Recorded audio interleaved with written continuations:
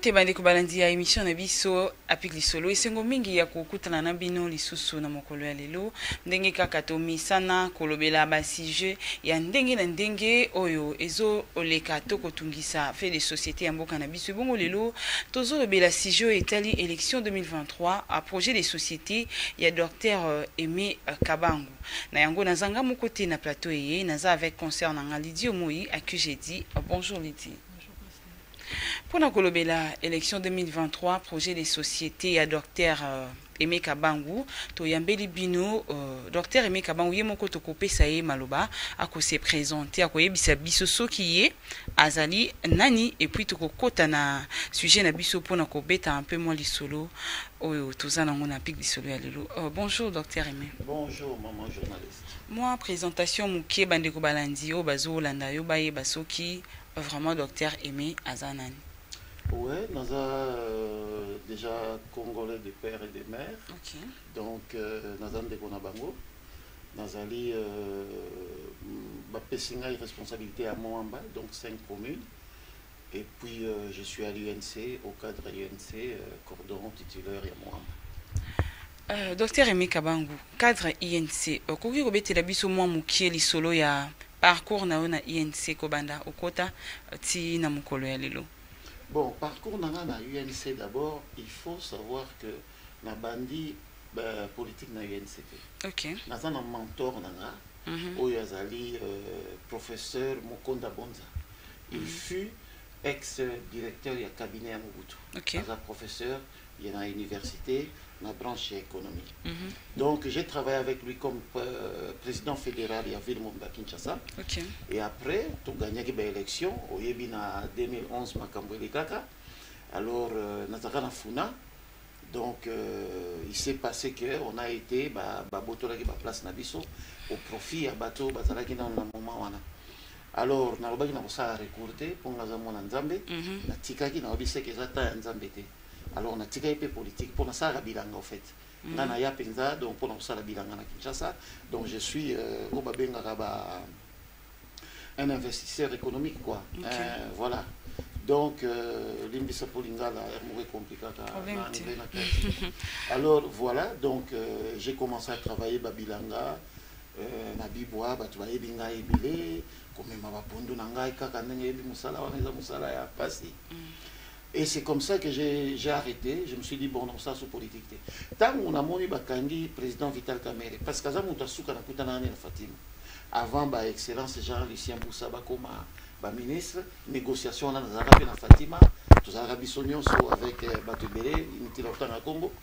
Ainsi, n'avons pas continué bilanga. Mais tant qu'on a moni bakangi Vital Kamerhe, le quoi nous avons qui soutient na SVK, soutien à Vital Kamerhe na Liège.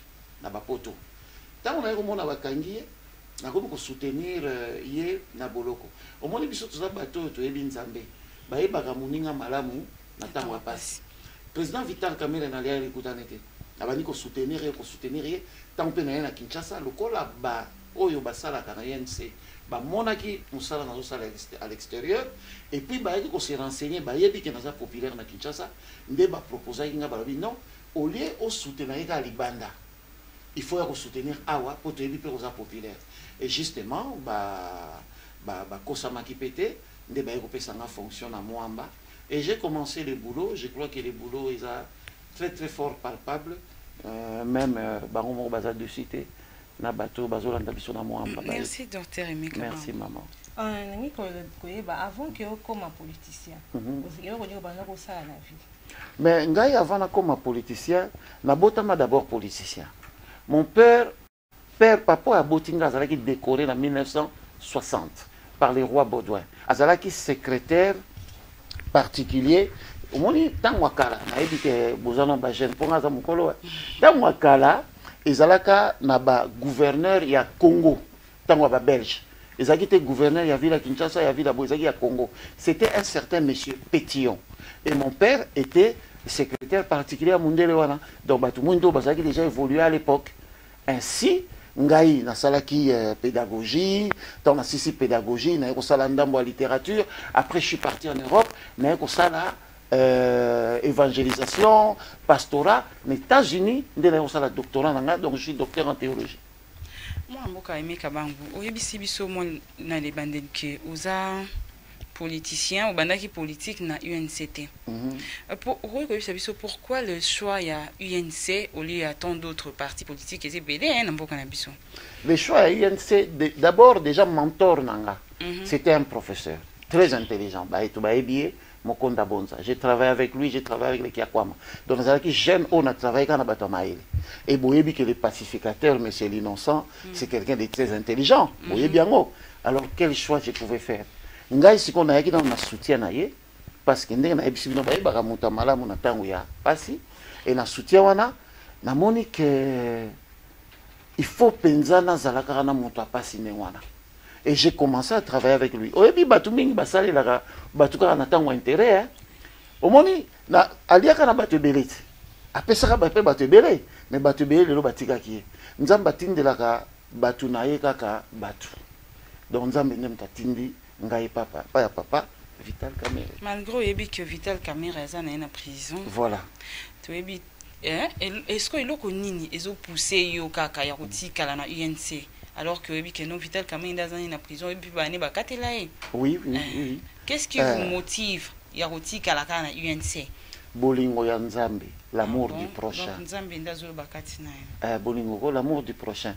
Na ebite soki yo kolinga ke po ozana mobali no na ndako. Po katani lokolo mobali no atika yo ke no bala mwasi mosusu. OK. Et au salon ndengeni.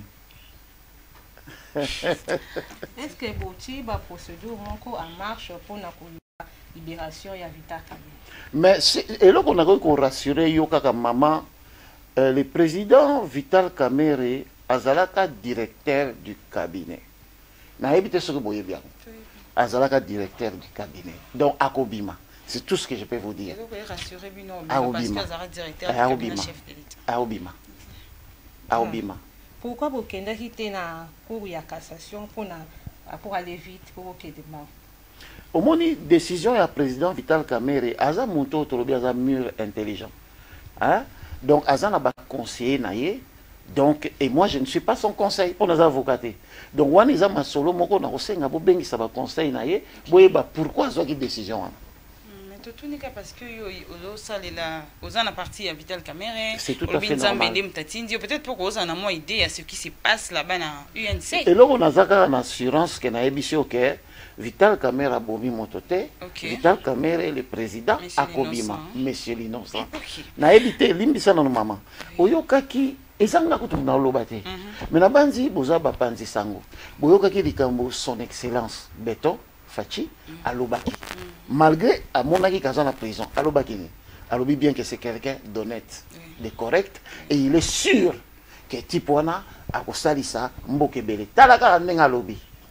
A bengi président ndengwana. Donc ça veut dire que ayebi pour ngana président na mtayebi makamkoleka. Président Mukolombo kati yenda yebi son excellence alobi que azana confiance que le président Vital Kamerhe va servir encore ce pays. Si on angai président Lobinwa langa mutupamba on dit belana biso son dit menaka président docteur Aimé Kabangu. Merci maman. On entend parler déjà des élections 2023.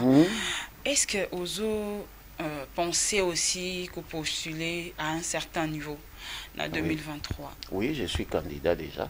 Ah bon? Naza candidat. Ouais, puis Karana Mwamba. Na mokonza Mwamba. Bon, on a la candidat, maman. Na Karana Mwamba. Et puis, les gens rassurés vont poser question Moussoussou. INC va battre. Ah bon? Tout comme bêta, na ndenge ya jeté. Pourquoi je vous dis ça?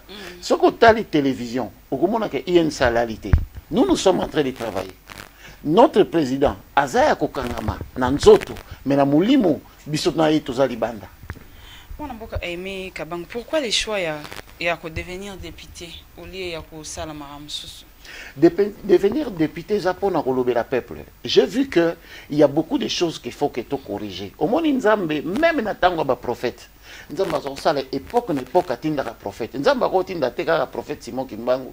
Ti mukolo mokili aussi là. Atindaka ba Mohamed, atindaka ba Bouddha, atindaka ba Jésus, atindaka batu. Et aujourd'hui, na banze eza tour na biso tour na bino bino boya na discours te o ba député nyonso balikaka nango que era propagande to azo se préparer déjà na kopesa bino ba polo akoya na polo akoya na mbongo akoya na mo ba 2000 francs akoya na bassin tout et tout akaboli et puis tanga kokoma kuna na parlement azo kokalisu kolobe la population ba vota qui est komi kotala ba intérêt na ye ba objectif na bino et aux alukwa ba wana te na za ne sengo mingi pona question tuni mais ezaka pona mto ebani malamu te soko kiti na terrain naza na bilili nga naza na ba association j'ai la fondation Aimé Kabangu naza na SBL et daka ba maman na jeunesse congolaise oyebi balobi ke ba maman nde babota biso et jeunesse nde zaka venir à lobby ngai sikoyo fondation na ngai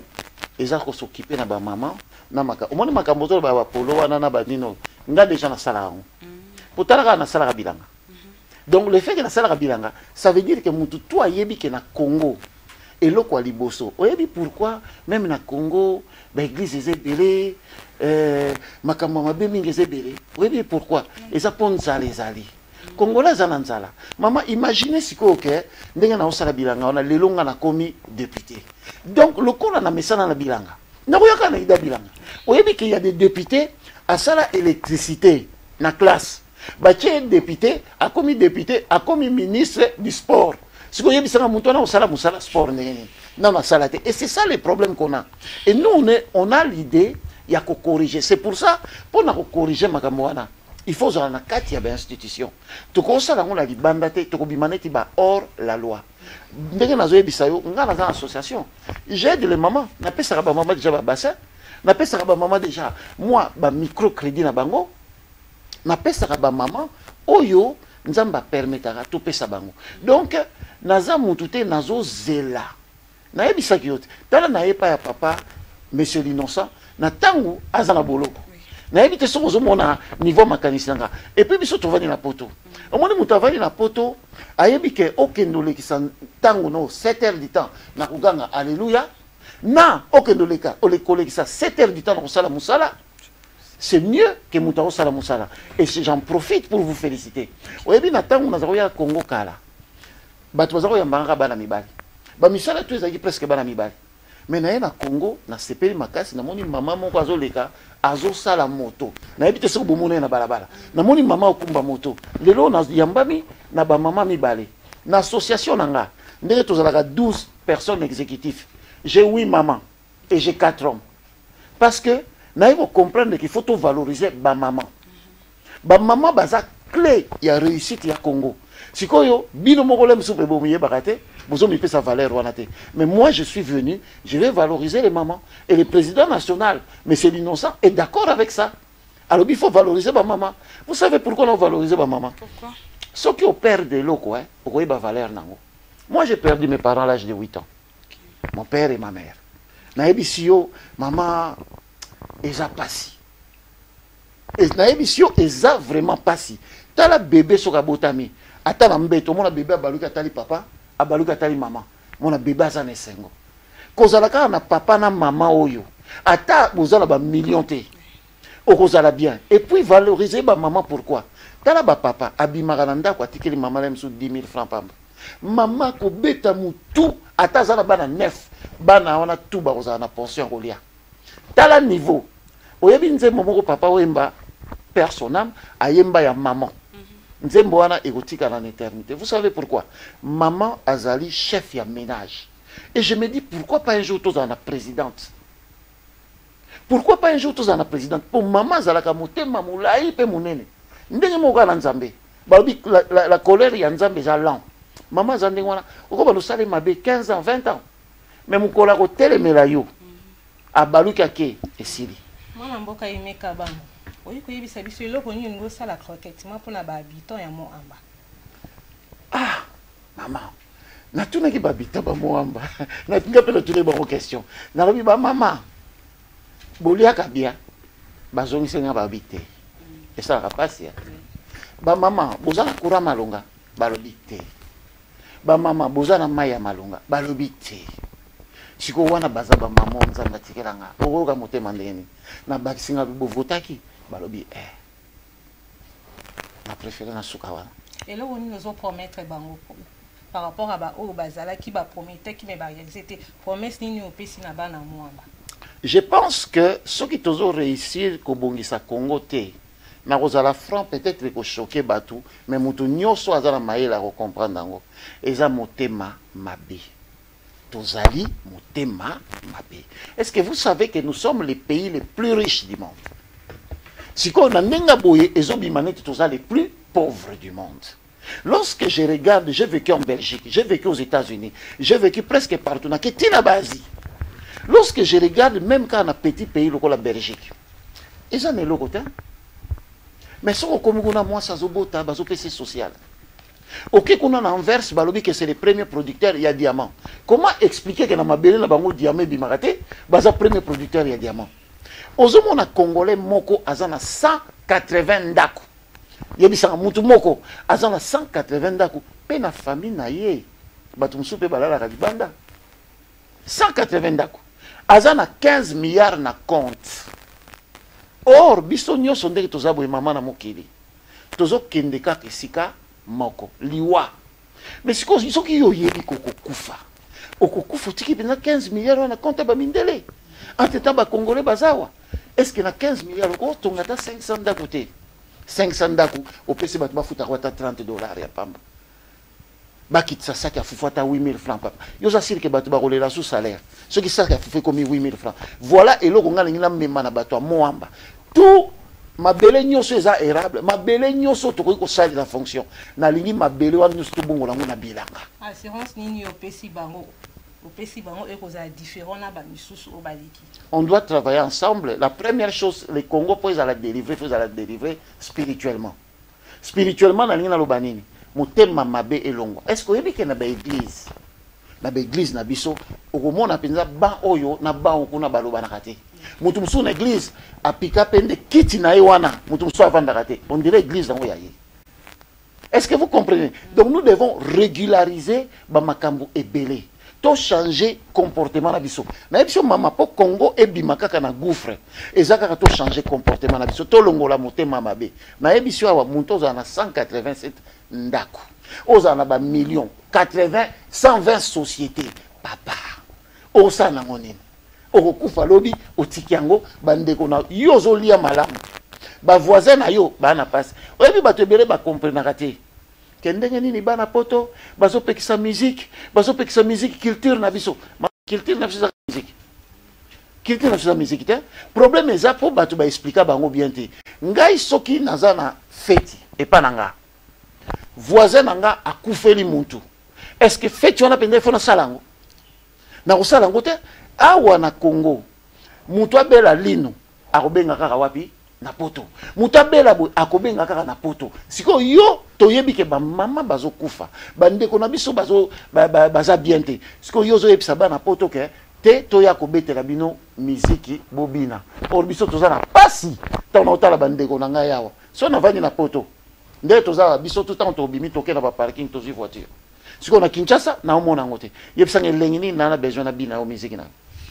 Mon avocat docteur Mika Bangu, comment oso se préparer pour la élection prochaine en 2023 alors que tu es bien en 2011 et si bagité hein et si baginango et si bagité mais obi matin kasi oyebi makamna zebi sur moteur mabeti na 2011 tozalaki 4 premiers na tangela c'était Ndeko Basile na Funa, deuxième Mwanda Ntsemi, troisième Ngai, quatrième David Mukeba. Ngai na David Mukeba tolongwa batumi bale bazonga lelo bazaba ministre quelque part mususu akomana côté ya Katumbi na kotanga ba kombote mais batumi bale wana lokola zaki période ya mokonzi ya période wana bazalaki na parti wana qu'est-ce qu'il a fait biso balongoli biso okoloba nini na dictature yango tozo senga kutu merci na mokonzi ya mboka amemaka mboka ngona démocratie oyibi mbongo sali mabe batuni yo basambisi yo ozomona mais c'est l'innocent tant to benge l'innocent azokufa pamba na kati ya boloko ye moko yango abelelaki alobi bachenga na boloko mais justice ya Nzambe ezali mwana mboka Mika Bangu sko eloko nini aujourd'hui hein tu vraiment en place cette fois-ci pour Esimba en 2023 o ezala teke o bakati o balongoli o moteur mabe. Qu'est-ce que vous avez mis en place? Non, j'ai mis juste ma confiance au président de la République. Aza mutu akoli na poto na bamboka penga na vandaki ayebi c'est démocratie papa na ye aza papa na biso nyonso aza mutu asengaka ke démocratie ezala na mboka. Je ne pense pas qu'avec le président Félix a coupé sa condition T. Je pense que ce qu'on gagne au gagné. Il y a un aspect que la moamba ngai na ko gagner. Ce qu'on a si so gagner benga na émission to vanda to so. OK. Mon aki ba action ozo sala.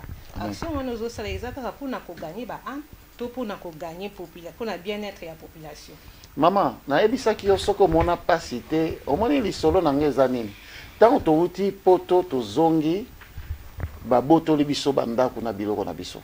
J'ai souffert na balabala Kinshasa. Nde na vandi ya ngana yoka sonite na mela bina maya sukari. Na tambola pe na balabala tamboli 5 minutes maya miso zotanga yo soki muntazo ya ochemo ilonge na sa mona te kozolela. Alors ça veut dire que na ebi passe. Donc eloko yo nazo préparer ezaka moté ya madame ko sungaka ndeko na congolais. Po na koloba no te ke na bombela yo na sa kabilanga ça veut dire nana lipa nanga ti mukolo na kokufa.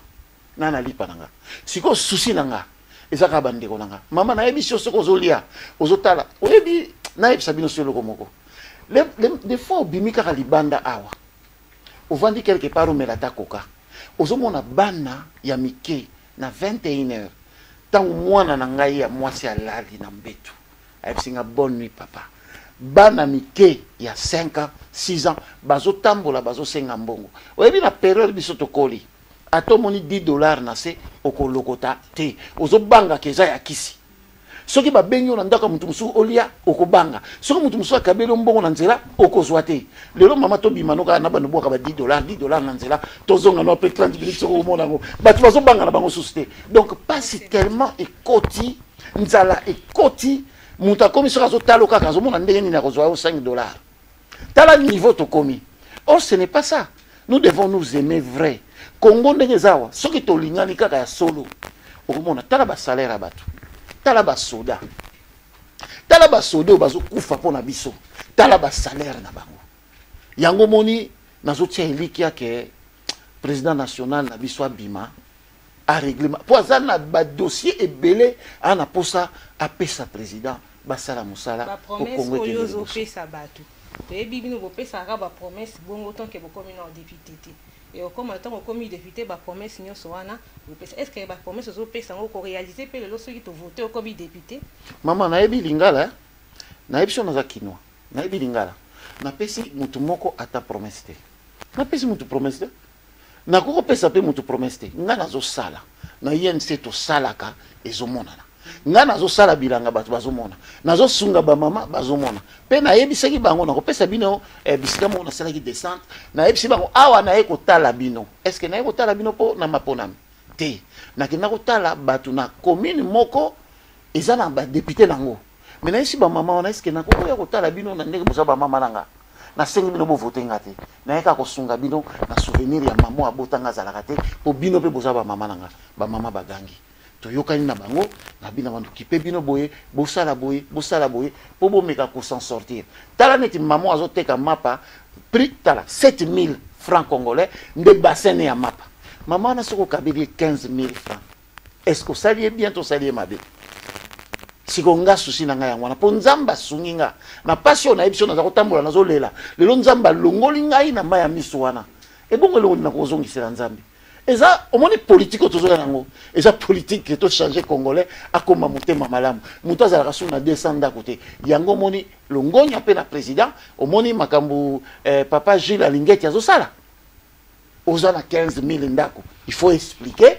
aux yango ndenge nini po ba mama titi ba mama nanga bazawa ba ko ba besoin espace basomba mabele ndenge bozawa na siko mutu moko akangi ba parlement kaka ye oleka na balabala boye ozonga boye on dira okufa te.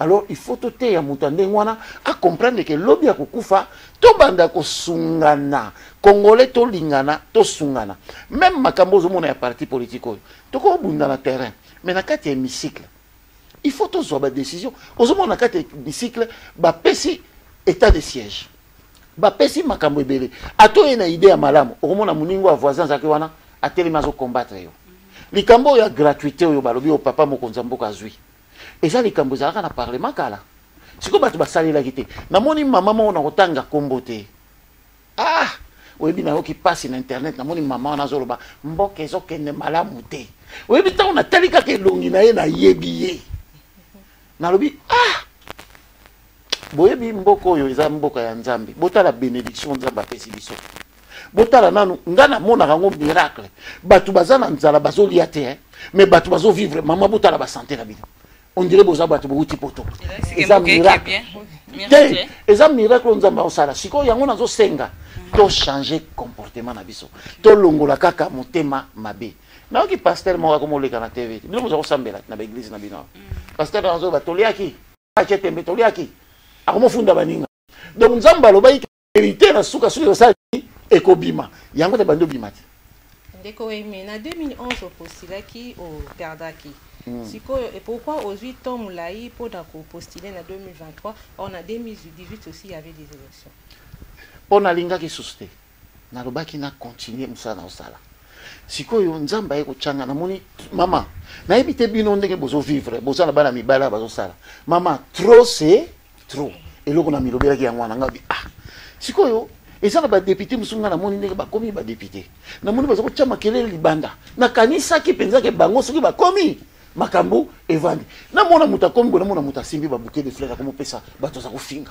ngamoko natali ngabi te sikoyo ko ata naboyaka nazotelema mpona bamama titi nazotelema mpo apipe esepela nazotelema mpo bamamo bana mboka mpe basepela parce qu'on doit changer les choses donc na telemi ndenge Martin Luther King atelemaki na telemi ndenge Malcolm oyebi kosala politique na mboka na biso soko oza na motema te neti biso bato vandaka na bapoto boye tomesana makambo mosusu il faut banga mpo bato bazoyebisa yo papa olingi vi na oyebeba nalobi mpo na bandeko na nga bakongolais siko na ndimi vi na oyebeba moi mboka docteur Aimé Kabangu tolandi vraiment balangage na yo ezokende neti oza ndenge moko te na bamisusu tokoyeba ngo ebona elongi ezomonana te mama te elongi kasi bwa mutu moko te me baleka ebele awa baloba na elongi kaka ya boye te na elongi o te me na bamaloba oyo baleka baloba en réalité basala te toyoki yo sikoyo nakosepela opesa exemple moko te nakoloba exemple moni po soko opesika exemple nga nayebisi yo okomonake tokokani te bokokani te me balongage yango ezala ba à peu près te nga na ye nalipa na nga lemusu yayaka nde nalipa te ok siko message nini ozopesa na bana ya moamba nazopesa na message na Congo na Congo nalobi tochange nano tokoma motema malamu tokoma nano motema omoni soki nazalaki mutu nazaka besoin na intérêt na nga naloba likambo ya moamba mais nazoloba no mpo na Congo bandeko tochange tobongola mitema bamama na biso bazosouffrir bandeko na biso bazosouffrir tochange il y a moyen tochange mokili oyo parce que soko tali na ntango ya indépendance bato bazalaki ebele te bakomaki kuna bamoni moninga na bango moko azalaki na kati ya boloko baye koloba nini balobi te tokondima kosigna indépendance oyo te bobimisa ndeko na biso Lumumba babimisaki ndeko na bango Lumumba baye basali makambo te monsieur Innocent azali ya kobima aza ya kobima nazolela kaka mpona santé na eza bien te santé eza bien te oyebi mama tozoseka tozoloba oyebi papa ya bana tala ye nano papa ya bana na soki batie esika ya babenga ndako ya ndele oyebi nasi nayoka mwasi azoloba papa ozotindelanga mbongo ozopesanga nini kasi nga nalingi présence na ye na bana na ye bazosouffrir makasi na motema mwasi na ye azosouffrir makasi na motema basekaka pasi ya responsable te aza responsable mwasi nde na bana ne baza na posa na bango oyebi mwasi nde na bana ne bazotala te kaza mutu azosala na gouvernement bango bazoyebi kaka ke papa bayebi kaka ke papa alors baza besoin papa na bango abima mpe nayebisi yo nzambe akobimisa ye yango tozobenge Monsieur Innocent siko message ya moamba bamama na ngai ya moamba baleki na ngai ya moamba makambo eza na maboko na bino na ye liboso na bino na banzi na ye na tango boza na pasi na ye te na tango napesa bino t-shirt napesa bino kopo ya masanga bovote nalingi bovote utile soki omoni projet na ngai ya babilanga bato balia bia eza mabe kovote nonga te nga aza na nga na lipa na nga tim kona okufa me na ye na susi na yo Tango nazotambola na moamba. Nazotala tata, nazotala mama, nazotala leki. Ezosala pasi. Boyebi classe zongi. Batu nyonso baza na gratuité te. Eza na bana mususu bazokoka kotanga te. Ata ya gratuité ofuta ata 5000 francs yo bazokoka kotanga te. Pona moni batu mususu na quartier na ngana kende na suka kotaki ngabwa. Nazomona mama azoya kotuta pondu na 20h. Mwana ne alia na 21h, 22h. C'est insupportable. Nous sommes dans la capitale. Tout changer bizalé na biso, tout s'occuper na congolais. Nga mwamba na ebisi bino ke na ko changer yango. Na ko changer yango nga moko te pona na nzambe. Alors tout changer mwamba. Merci mon amboka Aimé Kabango. C'est moi qui vous remercie. Mais c'est Aimé Kabango. Au sali combien de temps en Europe? Na Europe na déjà bon moi na vivre mingi na Europe. Yango na ebisi bino ke lorsque j'ai perdu mes parents, de na zonga na âge de 9 ans, 10 ans na zongiawa. Tant na zongiawa après na zonga sous na Europe na âge de 25 ans de na zonga Europe. De na komi ko sala ke na kendaka na yaka na ngana récupérer ba études nanga oyebi tango ba para ba kufi ba études nyonso ebebaki. Yango zai na kanda sozo mona le docteur donc na kende na kangi motema na tanga classe na ko tanga te tango ba boti ba kufaki. Aimé Kabango tokomi vraiment kokende na suka ya émission na biso mais tokaki na moi libandelo libisaki biso likambo ya église prophète ozape prophète to pasteur na ndenge mombo sikoyo nayebi ke mituna eza ya yobi ya eza yanga oui sikoyo mutu ayambi Yesu Kristo Yesu Kristo azalaki pasteur azako teyat Yesu Kristo azako bikisa pete azaki guérisseur Yesu Kristo azaki prophète azalaki nyonso ngasko na Yesu donc na nyonso wana tolingi ko tolo baboye mutuna ya suka kaka amen prophète docteur Aimé Kabango amen prophétie nini ozomi pesa déjà pona yo moko pona élection en 2023 o mona nini elo nazomona na 2023 nazomona ndenge Kinshasa ekokota mobulu otuni ngai nazoyebi so sikoyo nazomona ndenge Kinshasa ekokota mobulu bato bakozala confus mais après ce serait la victoire parce que tu sais pourquoi nalobi ndenge wana parce que nga na si nalongi pasi nalongi satana nalongi maladi ngai yo mwana na kufelaka babweti na 8 tala âge na komi nango tala ndenge yambinga na plateau donc tosi tolongi pasi ekoya mais sengo ekoya parce qu'on a 2023 na yo sko obima vraiment député mais natuni nano mama na ndenga mabete tozo solola bande ko nga bazali awo tango ozotala nga na vandi awo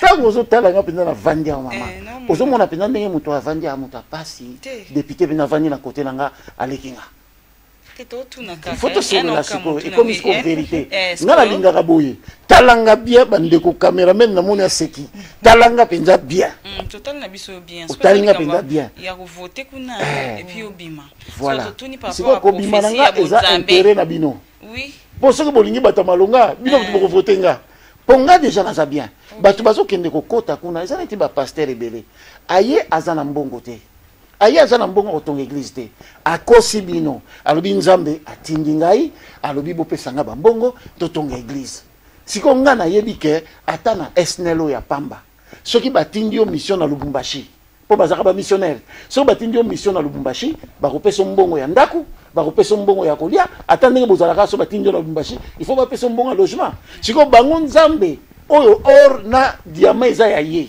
oyo azana mbongo koleka mutu nyonso ya mokili atindaka bango sans kapesa bango mbongo ya kozwa église sans kapesa bango mbongo ya nini. Est-ce que les Congolais ne comprennent pas? Si Dieu t'envoie akopesa makoki nyonso nga nzamba tininga donc yo pona yo ba oyo nyonso baleki wana mwamba baza zéro te baza zéro te baza zéro te mama nayebisaki yo nzamba tindaka soki nzamba tindi mutu ya liboso asaliti atindi ya mibale po ani po ya mibale aya kosala abakisa oyo asalaki wana atindi ya misatu po abakisa nga naza ya mine oyo batindi na mwamba amen tomona changement mama tango ozomona déjà changement. Est-ce que vous avez mis sous terre? Nazala député, limbisa maman. Est-ce que naza député? Na député mais si nazo le kana nzela bato babenga honorable, basoda bazo katela lo sako. Maman ki bokonzi bakoma kango te, babota maka mokonzi. tokomi bongo na suka ya émission na biso mwana mboka Emeka Bangu mwa liloba ya suka la toute dernière liloba ya suka na oloba ke na lingi bino makasi na lingaka Congo makasi na lingaka ba jeune o bazo évoluer makasi et que bolingo ya nzambe ezala likolo na biso nzambe penza anokisa mbula moko boye ke esukola mitema na biso tolingana po tokende ensemble liboso. Merci mwana mboka Emeka Bangu bandeko balandi tokomi bongo na suka ya émission na biso ya lelo. Merci na ndenge bozala ke vraiment epelé devant ba écran na bino pour na kopesa biso litoyi ya koyoka eloko nini tolobeli lelo sur projet des sociétés pardon ya Dr Emeka Bangu par rapport aux élections en 2023 ce qui bo sepela ki na émission et boloba merci na Glody Maemba na Gérodine Goma bazala ki bongo derrière ba caméra na réalisateur ya monene ya PIC TV o asalaki ke émission ya lelo elekaki itoko makasi depuis choka basele na ko profiter na souhaiter joyeux anniversaire na Stéphanie Kibala ma consoeur secrétaire ya PIC Télévision ma pamboli na yo ebele joyeux anniversaire à toi Stéphanie Kibala tokutani bongo mbala sima avec le même plaisir. Au revoir. Au revoir.